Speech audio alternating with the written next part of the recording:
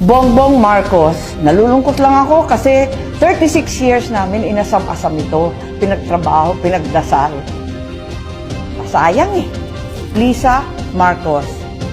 Hindi ko naman kamag-anak yan, hindi ko naman kaano-ano.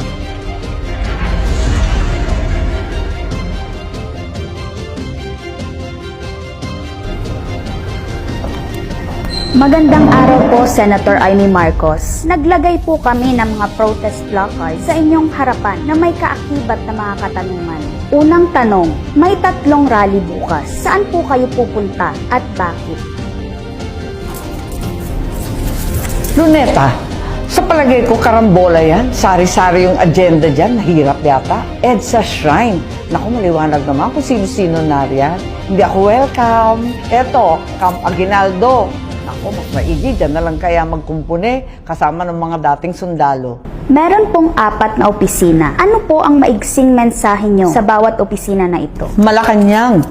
Naku, dinggin ninyo ang taong bayan. Tigilan yung magsasabing, kalma lang kayo at walang kalma. Pwede ba? I-withdraw kaya ninyo yung budget at isaayos ng maigi mula sa DBM na puros unallocated, unprogrammed, hanggang sa DPWH, siya sa ating maigi. Ay, DPWH, yung mga resign on leave na yan, hindi yan lulusot. Congress, nako, tigilan ang turuan, tigilan ang pambobola sa isa't isa. Senate, nako, sa aking mga kasamahan. Huwag tayong didikit sa script na pinadala sa atin. Yung maliliit, nako, mga butete, dilis, sardinas, ipon, yan lang ang uhulihin. Tama ba yon? Tigilan na ang small fry. Big fish ang hulihin. Meron pong 4 na placards ng mga kamag-anak nyo. Kanino po kayo pinaka naiinis? Ano nga bang nandito?